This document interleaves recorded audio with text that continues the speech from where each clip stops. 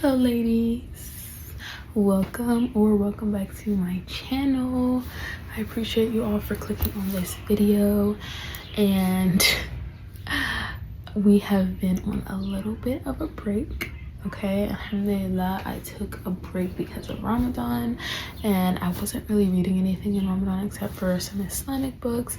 And also I just wanted to give myself the chance to really lock in and dedicate my time to worship, and recording and editing YouTube videos takes up a good chunk of time, so I didn't want to be doing any of that during Ramadan. But alhamdulillah, Ramadan has come and gone, and we are back at it.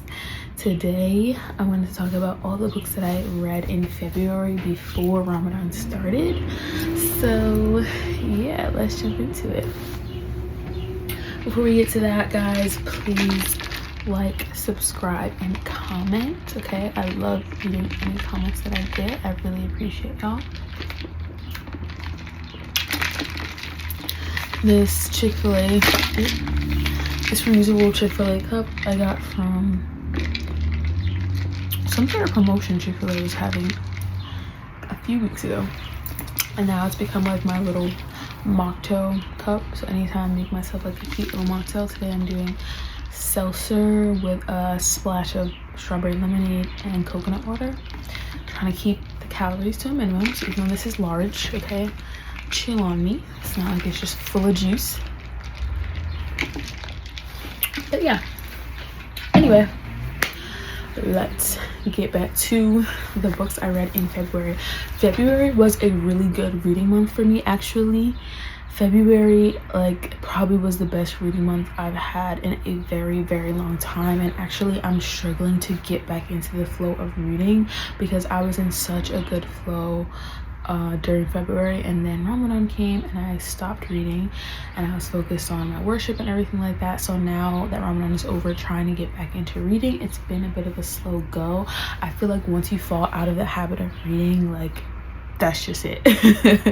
Like, you really have to claw your way back into it. So I'm trying to get back there because I want this year to be a good year. I want this year to be the best reading year that I've had. Okay, like, I want to read so many books. I really want to accomplish checking off books from my physical TBR because I have truthfully allowed that to get too long. It is so unbelievably long, and honestly it's just consumerism getting to me because I continue to buy more books even though I haven't read what I have, and I just don't think that that's a good thing, you know. I feel like a physical TBR of about 10 to 30 is reasonable. Okay, no, I'm talking I probably have 100 or so books I have not read that are sitting on my shelf right now. Okay, and that is just unacceptable behavior. I'm not allowing myself to buy anything else, not allowing myself to buy any more books until I accomplish that physical TBR. At least reduce it to 50 at the very least, you know. But I want to prioritize reading books that I already have purchased, and then maybe decluttering my bookshelf to get rid of books that I don't like as much. I'm thinking of only keeping the books that are 3 stars and above. You know, mostly I want 4 and 5 stars on there. I want my bookshelf to represent the books that I have come to love, books that I would like to read again and again, and not necessarily books that I just were recommended to me on TikTok or books that were popular because other people like them, you know. Like, I want my bookshelf to kind of be more personalized to me. So inshallah we will be working on that this year. So from the books that I read in February, 2 of them were books that were on my physical TBR. I believe I read a total of 4 books in February. So for half of the month I was able to read, I read 4 books, and I feel like that is a really big accomplishment for me. Now, of course, I didn't read all of them as physical books. Some of them were audiobooks, and I also didn't start all of them in February. So some of them were carryovers from January.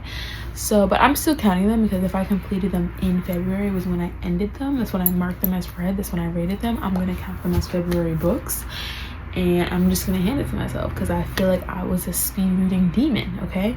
Imagine like if I had kept up that same trajectory for the entire month, I probably would have could have gotten to 8 books. 8 books in a month is insane for me.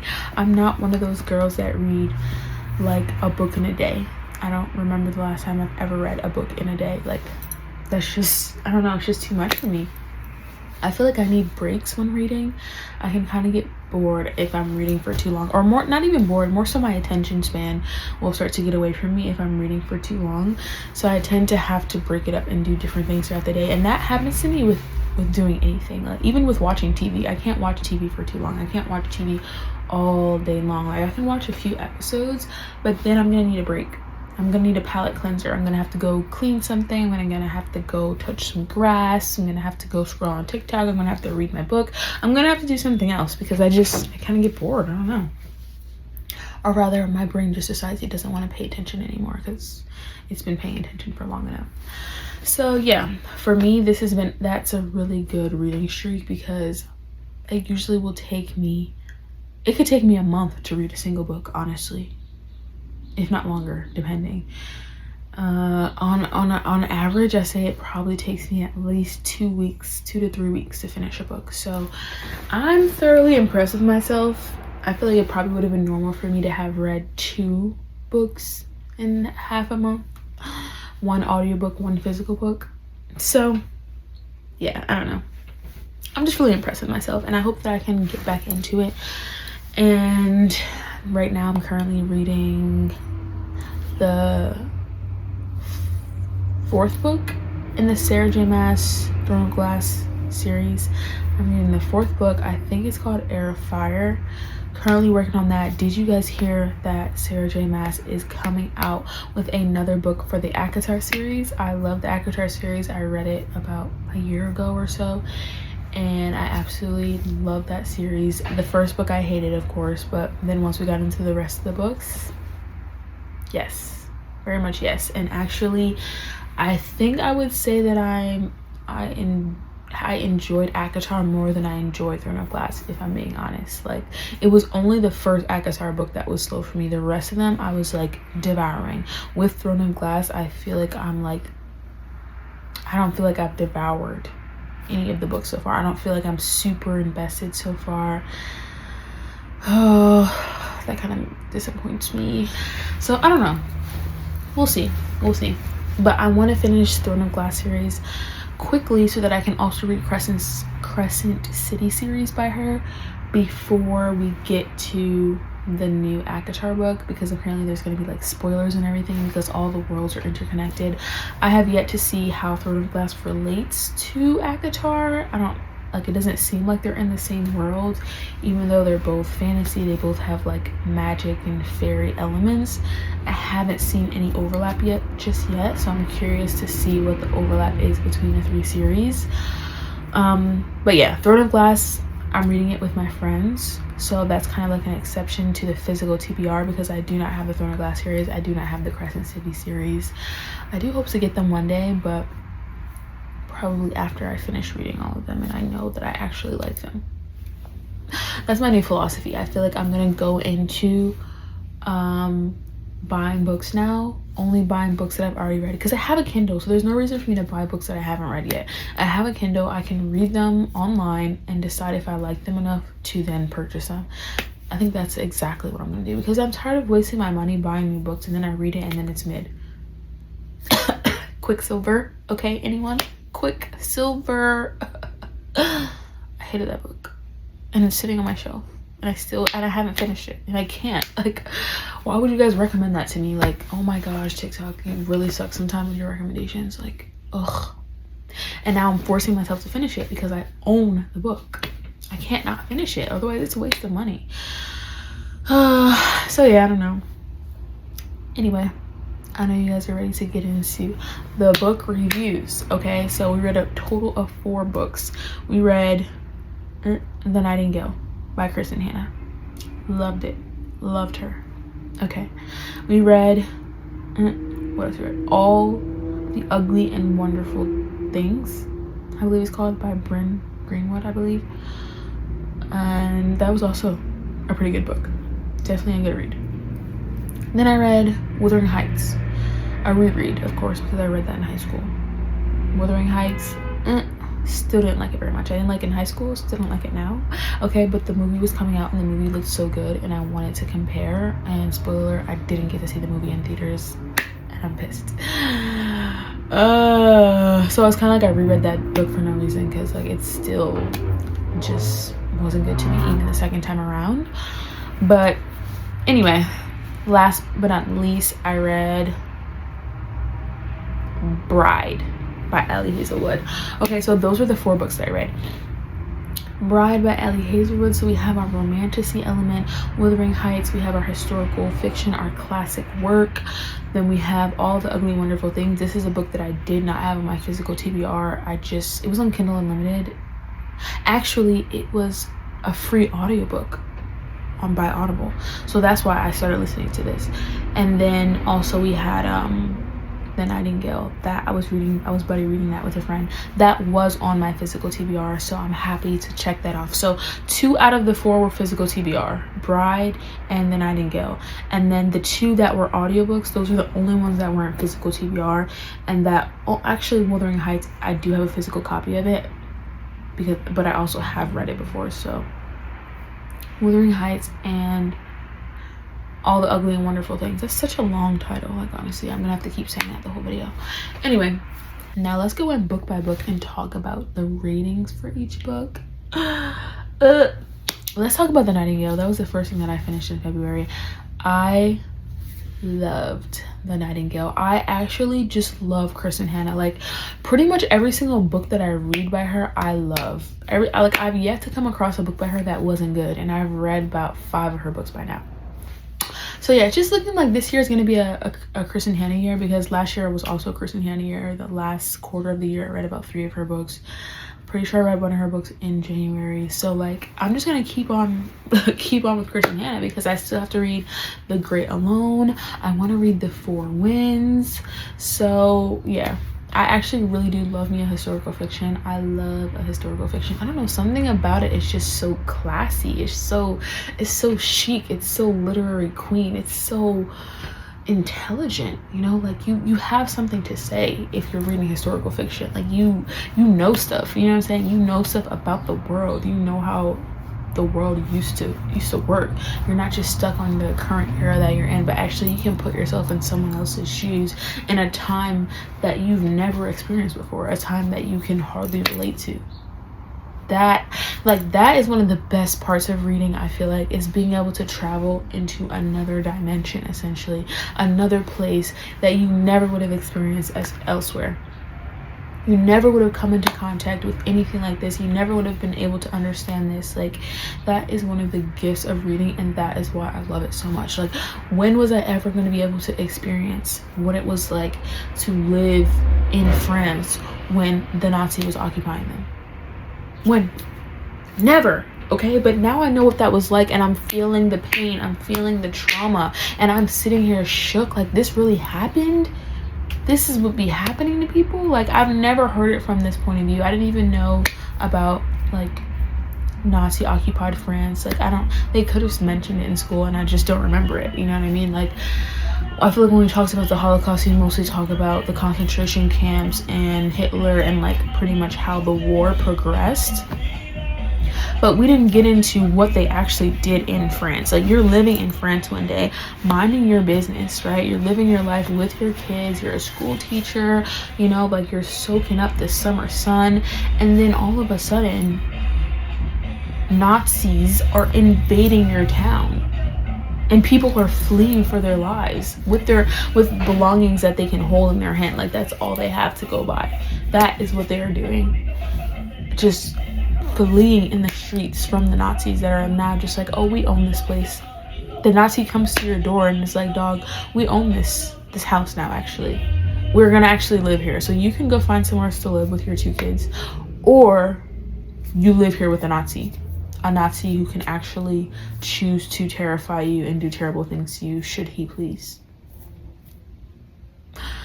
It's like, why are human beings like this, actually? Like, this is the question that it always comes down to when it comes to war. Why are human beings like this? Why is there such a thing as war. Like, why are we fighting people? Why are we so cruel to people that like do people just not have empathy? Like, I don't understand. Like the history stuff but then again, no. Let me not even say it's just history, because even now, till this day, there are terrible things happening in the world. People are suffering. People are living under occupation. People are being tortured, right? Even in America, like, terrible things happen every day to people. People getting kidnapped. Okay, we got that terrible stuff, those terrible files. Like, this is something that's really happening while you're living your everyday life. Like, people are out here getting eaten alive, babies like tortured, assaulted, people getting assaulted in their own homes, like, by their family members. Like this is why I don't watch the news, guys, because like every little thing affects me emotionally. Like, when I sit down and think about all the terrible things in the world, all the cruelty, like, I just feel like zapped of energy. Like, I just feel so unbelievably sad. Like, I want to cry for like every single terrible thing that's happened. And I feel like maybe that's how it's allowed to perpetuate, because the only thing that you can do then is compartmentalize it. That's all you can do. And just be like, I know all these terrible things happen in the world, but I have to focus on today. I have to focus on living my life. So I'm just gonna like shove it to the corner and not think about it. And that's what we're all doing. And that's a problem, because then it just allows it to perpetuate. It allows these people to get away with it because we don't want to deal with it. That's my son. Let me go get him. Yeah, so as I was saying, that is absolutely horrific. War, it's just horrific. War is a horrific thing. Just the fact that you can just be living your life one day, like, in safety and security, living a normal life, taking care of your children, and then the next day, your whole world can be flipped upside down. People can just be dropping bombs on you out of nowhere. You're just living your everyday life. Random people you've never met from another country can come into your country, come into your home, and say that it's theirs. Take it away from you. Say that you're theirs, that they can own you, that they can do whatever they want to you, right? And the reason why I love Kristin Hannah, because I feel like she just exposes the awful things about the reality of human beings, the reality of war, that like we actually have done so many nasty things, like absolutely terrible and horrific things, and like it forces you to really think critically, like, what would you do if you were in this circumstance? Who would you be? There are people in this book who like end up siding with the Nazis and trying to suck up to them because they don't want to starve. They don't want their kids to starve, right? They don't want to be punished. They don't want terrible things to happen to them. So because of that, they are willing to suck up to the Nazis and do whatever that the Nazis want them to do, right? Just to avoid getting in any drama. They're like, I'm not Jewish, like, I'm just gonna stay out of it, right? And then there are the people who are like, no, we will not stand for this. This is our country. They can't just do whatever they want. We're going to stand up to this. Is there something wrong with like wanting to keep you and your family safe? Wanting to stay out of trouble, wanting to stay out of it. But what you end up seeing is that when you stay out of it, it doesn't stop there where you think it's going to stop. They always take it further. They always end up taking it further and abusing that last bit, you know what I'm saying? Like, if you let them do it to someone else, they will then turn on you, you know? Like, they won't just stay there. Like, it's not just gonna stay with the Jewish people, right? Yeah, I might not ship you off to a concentration camp, but I am going to take possession of your home, and I am going to sexually assault you, actually. And then I'm also going to starve you and your children systematically, and I'm going to threaten perhaps to do it to your daughter instead while you watch, unless you do every single thing that I ask you to do. And also I can throw you in jail, and also I can have you killed and nobody would care. And your children, actually. So it's just like, I'm not mad at old girl for wanting to protect herself and her family. Just like, I will do whatever I can just to get by. I don't want any harm to come to me or my family or my children, right? Not to mention the fact that your husband is off at war. One day you're chilling with your husband, the next day he's shipped off to war on the front lines, and you're having to manage a household by yourself. You're having to provide for the household by yourself on a single income that wasn't meant to do that, right? You're having to hold it down without your partner, keep your children safe, protect yourself from these Nazi men who are living in your home now. Like, it was absolutely horrific. It was absolutely terrible. Like, it was so sad. So many tears. So it's basically like the book is you alternating between one woman, one sister, who is trying to just take care of herself and her family and try to stay out of trouble as much as possible. But then she ends up realizing that that doesn't benefit you when they eventually come for you. They always eventually come for you too. All right? When you sideline the bullying, the bully doesn't just stop at bullying that one person, right? They're gonna bully other people if they know they can get away with it. No one's gonna do anything. So yeah, there's that one sister. Then the other sister is the one who's like, absolutely not.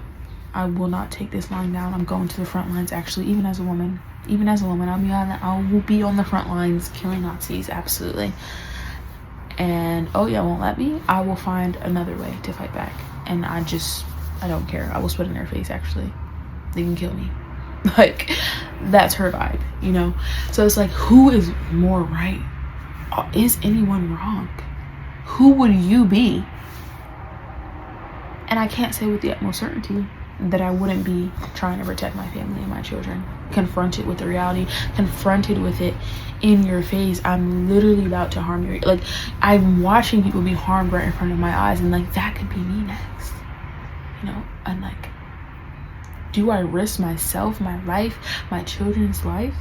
Because the other sister that was fighting and being rebellious, like, she didn't have kids. She didn't have anyone to protect. She just had herself. The other one was older, and she was a mother. She had 2 kids she had to take care of. She had to protect. She had a house she had to run. She couldn't just like leave her kids to the wind and go join the rebellion, you know. But she eventually found ways to fight back on her own way. But still, like, I don't know. I think that woman is very courageous for just deciding, like, oh, I don't care about my own life. Like, I'm not gonna let you guys do whatever you want to me. I'm gonna fight back.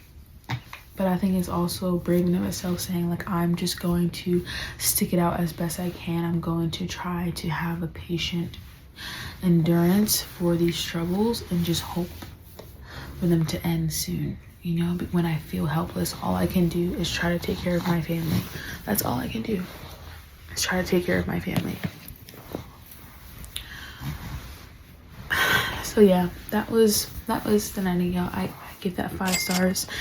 I absolutely would read that again. I absolutely can't wait to read her other books. I love the emotional torment that Kristin Hannah puts me through. I love how it, like, having to think so deeply, critically, put yourself in the position of these women, put yourself in the position of these horrible things happening, realizing that they could happen to you at any moment, especially with all the stuff going on in the world right now. Like, we could be thrust into war any moment. Don't take it for granted.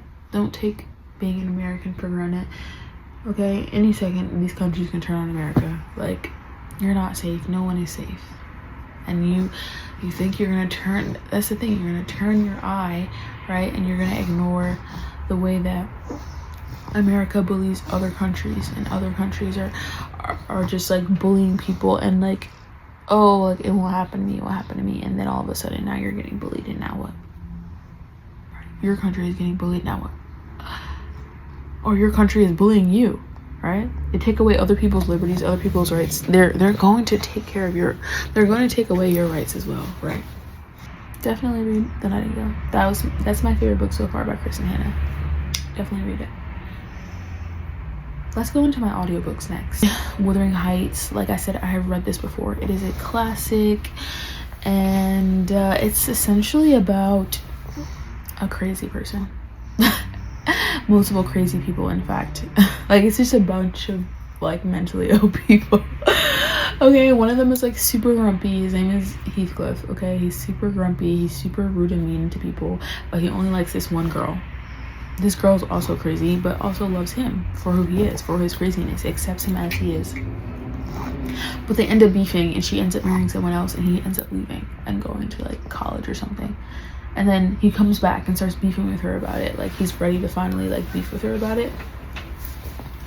So then that happens, and like the whole book is essentially just about their like love story that doesn't end up becoming a love story, basically. Like they never end up getting to actualize their love story because things continually get in their way of becoming a true love story, and they just never let it go though. Like they never stop loving each other, they never stop like wanting to be together, they continually fight to try to get together. In the process, they are really mean and rude to other people. It's like they are so rude and cruel. So the reason why I don't like the book is because although you can think of that as like, oh, such a nice romantic story, the characters aren't very likable because of how crazy they are and because of how rude and mean they are to other people. So it's like, it's not okay for you to be so rude and nasty to other people just because you love someone and you want to be with them, like, and no, like, you don't care about anyone else. You're just rude to anyone else. You don't care about how like y'all wanting each other affects other people or how y'all are harming other people through that. So I just don't really appreciate that take on it. I don't see it as like an enviable love story or like so romantic, you know. I kind of think of it as like y'all are like crazy and weird and like just be regular, you know what I'm saying? Like just chill out, dog. Like seriously, it's like frustrating. Like you're just making your life difficult for no reason actually at this point. So yeah, it's just, I find the book to be a bit of a frustrating read, you know. And I feel like it's just long drawn out of just, you know, them not being able to be together in the way that they want to, but continually trying. So it's like a bunch of like miscommunication trope and like, you know, right person wrong time trope, like, you know, this that type of thing where it's just like they're continually missing each other, and that can be very frustrating in a book for me.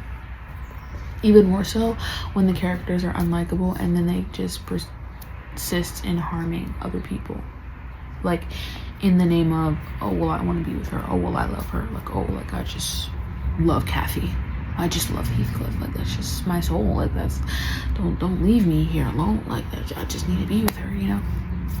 So yeah, that's where I am with that. I gave that book 3 stars because I get it, it's a classic, you know, literary work we love to analyze, and I kind of get the point of the book, which in my opinion is to talk about how we can harm others because of, we can like repeat the same mistakes over and over due to our upbringing and the things that we were exposed to. We can repeat those same mistakes. We can end up hurting the people that we love unintentionally, and then we can end up hurting everyone around us while trying to pursue our one true love, right? So yeah, I get it. I'm pretty sure I wrote a paper on it in high school actually for like AP Lit or something. But yeah, I have no desire to read it again anytime soon. I really do hope that I'm able to see the movie at some point. I really wanted to get to see it, but it came out like 3 or 4 days before Ramadan started, and I wasn't able to go see it before Ramadan started. And then Ramadan is a month long. By then it's out the theaters. Ramadan ends, it's not in the theaters anymore, and I couldn't see it. So I'm hoping that it gets to one of these streaming platforms soon so that I can see it and then compare. I did hear that the movie kind of is different from the book in a lot of ways, so I'll be interested to see if I actually like the movie, even though I kind of don't like the book. So yeah, that was book number 2. Now for book number 3. Book number three. Let's talk about Bride. That was a book from my physical TBR. Bride by Ali Hazelwood is the first book in a duology that she has out currently. The second book, called Mate, was released late last year, and everybody was kind of hype about it on TikTok. People were reading it and talking about what a great book it was, and I still hadn't read Bride, which is the first book.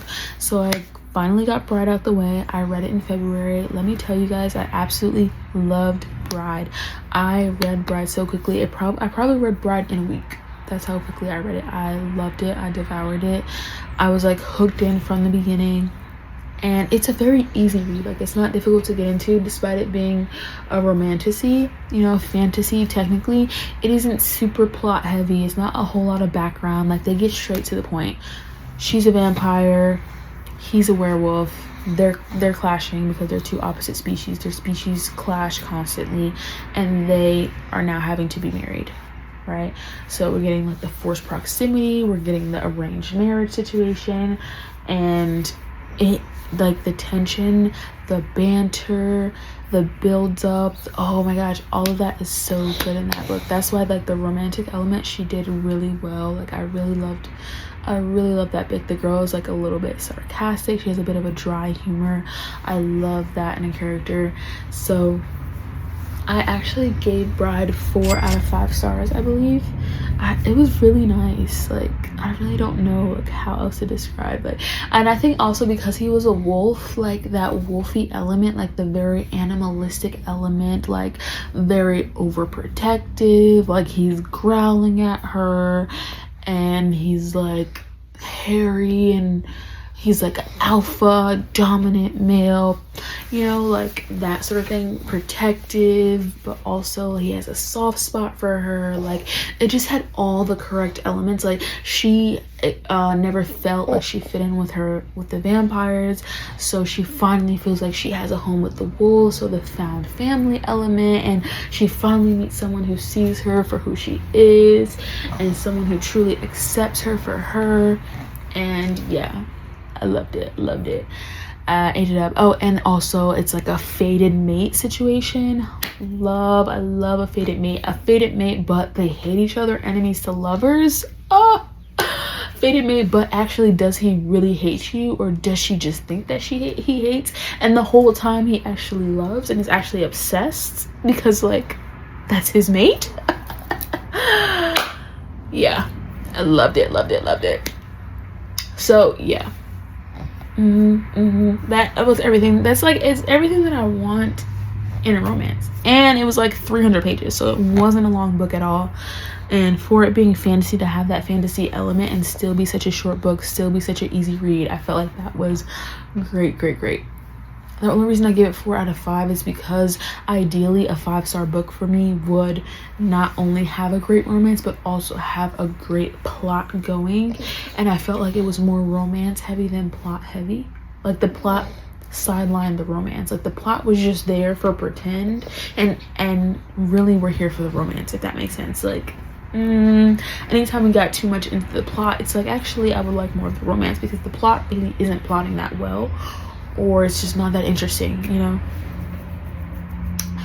Yeah, like it felt like majority of the book was just the romance, and then it would be like a chapter about the plot, and then okay, back to the romance, and then just like, oh, a little bit more plot here and there, you know what I'm saying? So it was kind of was like, let's just stop pretending. Let's just do full romance at this point, like, okay.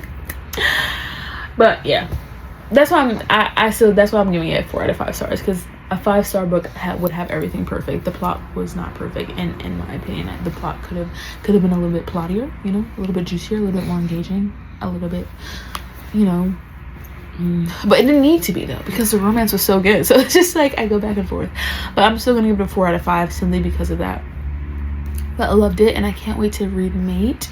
I do plan on reading Mate this year, probably not this month, but within the next few months probably, so that I can still kind of remember Bride, and then I can like know what's going on in Mate. So yeah, but you can like read them separately apparently, but like it is still a little bit connected. So I can't wait to read that.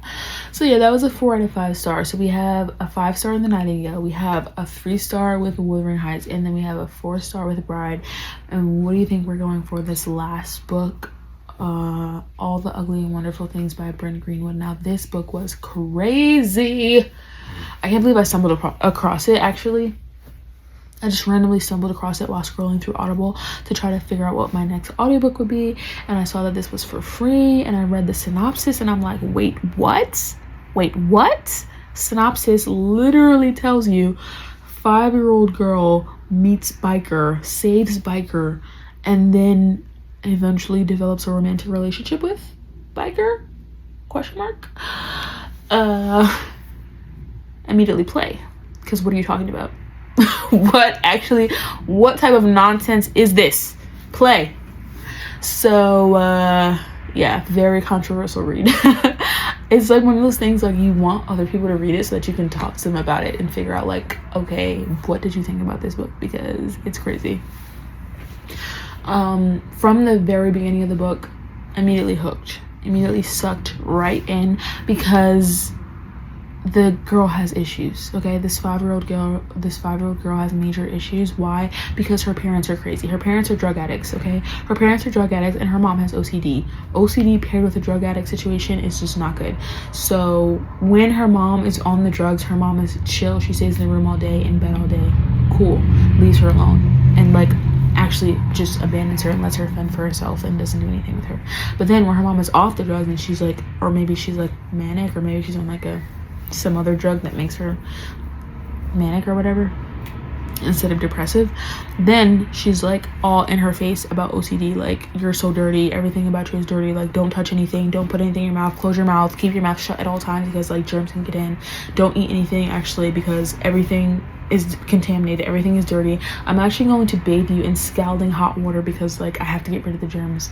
So like her mom is crazy like that. So she ends up feeling like she's dirty. She ends up not talking because she's afraid if she opens her mouth, germs are gonna get in. And like she feels like she's gonna contaminate people. She feels she doesn't eat in front of anyone. Like she can't open her mouth in front of people because she's afraid of the germs. She can't even eat in front of people because she feels like it's somehow dirty. She's inherently dirty. But then she ends up eating, like sneakily eating at nighttime and digging out of the trash because like that is the only way that she can eat. Like her mom would make a brand new pot of spaghetti and then suddenly decide that it's dirty and dump the whole thing into the trash. So then when her mom went to sleep at night, she would then go eat the spaghetti out the trash. Like that's the only way she's getting fed. She's 5 years old. This is just like the first couple of chapters in the book, guys. Like it's actually crazy. So we have that element, okay? And then it ends up happening where she ends up having a baby brother. She ends up having to take care of the baby brother. She's like 7 years old. Literally having to take care of the baby brother because the mom is just like not feeding the baby, like out of the whole OCD thing or out of the depressive thing. So she's having to do everything for the baby. She doesn't want the baby to get hurt. She doesn't want the mom to decide to like pour boiling water over the baby to like clean the baby. Like it's absolutely terrifying. This is what I'd be talking about. Like people have absolutely terrible lives. Like yes, we all have things that we wish were different. We all have really hard things that we're going through, but people really do have it so much worse. Her dad is abusive. Like her mom like tells her that her dad is bad, even though that like he's not bad all the time, but he's a drug dealer and like he can slap her mom around and then like come for her if he's feeling it, you know.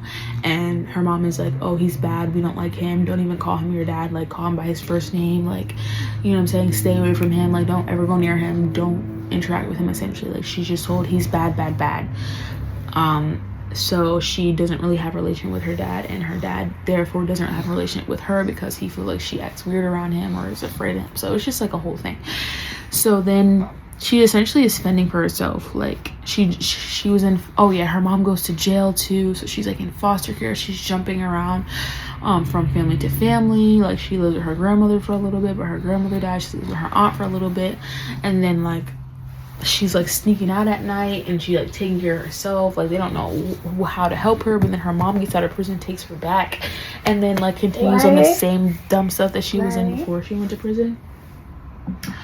So yeah, again, this is all just like the background, so I'm not even really spoiling anything because this is just the first couple of chapters. This is the background before you get into the nitty-gritty. Okay, so that is the background of what leads her to then form this attachment to a biker dude that she saves. Okay, biker dude that works for her dad. He like gets into a terrible accident. She ends up calling her dad's coworkers to like come help him or whatever, and so it ends up saving his life. And then after that, he feels like he owes her. He sees that she's in a terrible relationship, a terrible situation basically, and comes and tries to help her, take care of her, cook for her, clean for her. Like he like takes her to school. Like he ends up being kind of like a parental figure in the beginning, but she forms an attachment to him, feeling like, oh, like that's her only safe space. He also feels misunderstood. Like people like characterize him as slow basically, and like talk bad about him, and he also had an abusive childhood, so they're like bonding over that. He feels like he has to protect her, but this goes on for years. So then somehow it morphs into a romantic relationship when she becomes pubescent. So like when she's like not like 12, like, you know, it starts getting weird like around the age of 10, you know what I'm saying? What?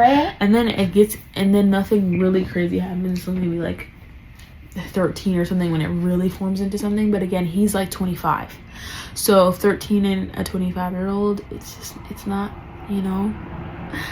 It's just not, this is not giving, you know? Especially because like you've been a parental figure this whole time and then all of a sudden it's morphing into something romantic.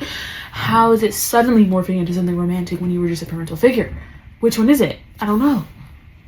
It's just, so I feel like the lines have always been pretty blurred. Maybe it wasn't parental, but is it like,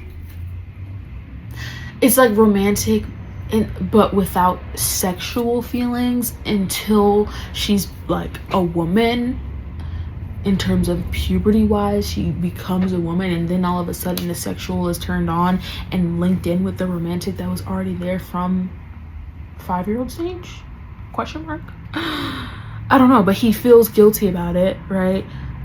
And it's like, oh, like he doesn't have these feelings for anyone else her age, so it's like, oh, I'm not actually a pedophile, I'm just attracted to Wavy. That's the main character. I'm just attracted to Wavy, like her as a person and her soul and her being. Like, it's not that I'm attracted to kids, right? Her dad is just like, oh, like it's cool, like you marry her if you want her. What type of dad says stuff like that? Like, you want to be with her, go ahead and marry her. Like, it's crazy. So then like after like all this crazy stuff, like the whole thing is to the point where it's like the aunt finds out and like disapproves of it, but her parents just don't care. They're not active in her life and just let her do whatever. So it's like, obviously like it's wrong, but the way that the author writes about it, I don't know what this author has going on, like, but it's like she's trying to make you question, like, is it undeniably wrong for there to be a large age gap if they have a romantic relationship and they just emotionally click, you know, like their souls click, and it's not about age? And I just have to say, I don't think that that's an excuse. It's weird. It's weird. It's weird. It's weird. It is weird. It's weird. It's undeniably weird, right? But if you think about it, like back in the day, like that was a very common thing for 13-year-olds to get married, 14-year-olds, 15-year-olds, like, you know, like not that long ago, you know what I'm saying? Just like 100 years ago or so, like they were getting married at 13, you know what I'm saying? 25-year-olds, no problem. Was it okay back then because society said it okay, or was it never okay? And now we're just coming to realize that it's not okay and that it has these harmful, long-lasting effects, right? So, or is it just like society gets to flip and flop and just choose when something is okay and when it's not okay? Does culture and society accepting it make it okay? I just, it's hard, you know what I'm saying? I just don't think it, it's hard, you know? It was absolutely like it's a crazy read. It's a crazy thing to think about. I definitely recommend reading it and like hearing everyone's point of view on it. But like this is a relationship that carries on and off like for a long time, and and like I don't want to spoil it, but it's like he still wants her as an adult. And I feel like a lot of times pedophiles only want children, so even as an adult they're not really attracted to the adult version of the child that they were attracted to. I read a book called My Dark Vanessa, where a similar thing happened, where he was attracted to her as a child, but as she became an adult he didn't really want her like that. But also she felt like she couldn't be with anyone else but him, like she was only attracted to him. And I feel like that kind of goes back to the whole grooming situation, where it's like your mind is so underdeveloped at that stage where you like your early sexual interactions are going to impact how you're able to like experience that as an adult.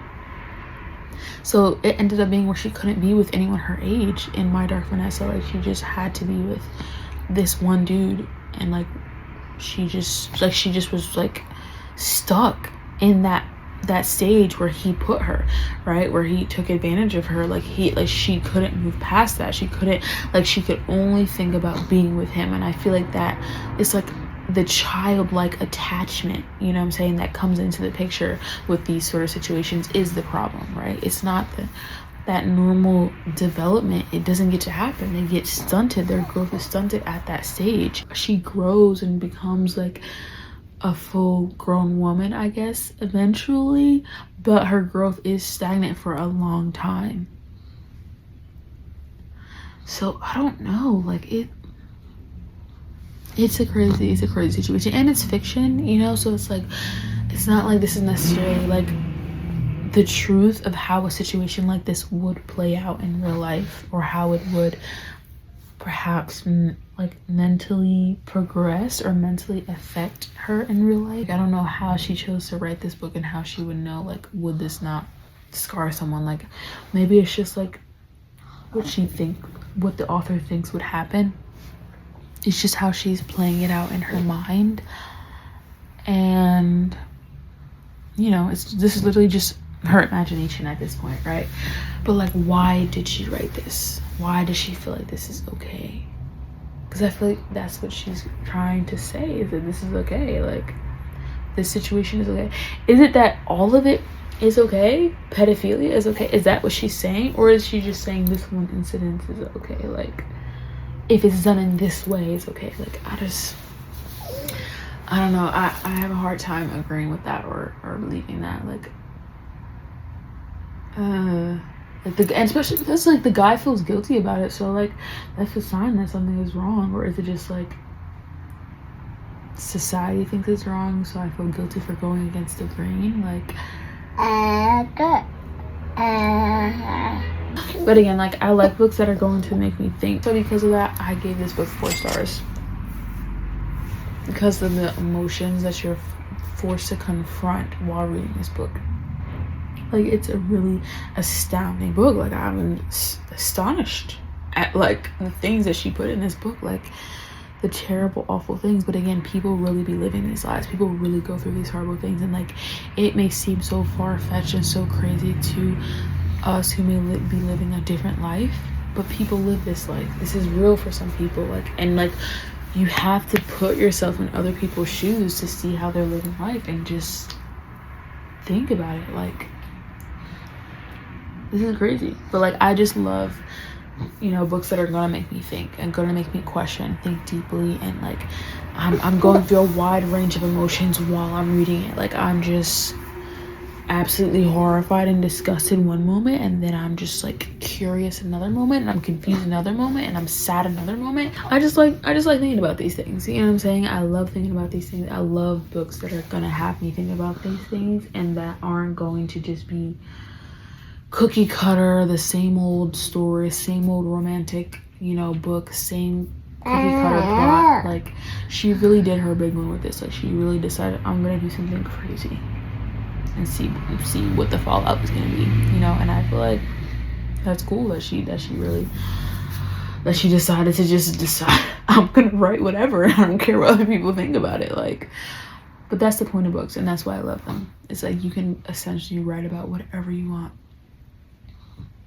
You can write things that you would have difficulty saying out loud, or difficulty speaking in a large gathering, but somehow people all over the world are gonna read what's in your mind and like have thoughts about it. And some people may get it, and some people may not get it, and you're profiting off of people even hating it. Like, I don't know.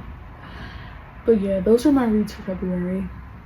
That's why I say February was a pretty good reading month. I pretty much liked everything that I read, with a little bit of exception of Wuthering Heights, but it wasn't the worst, you know. Like, it was still okay. It was still a decent read. I gave it a 3. So February was a great reading month, and I cannot wait to see what March holds for me.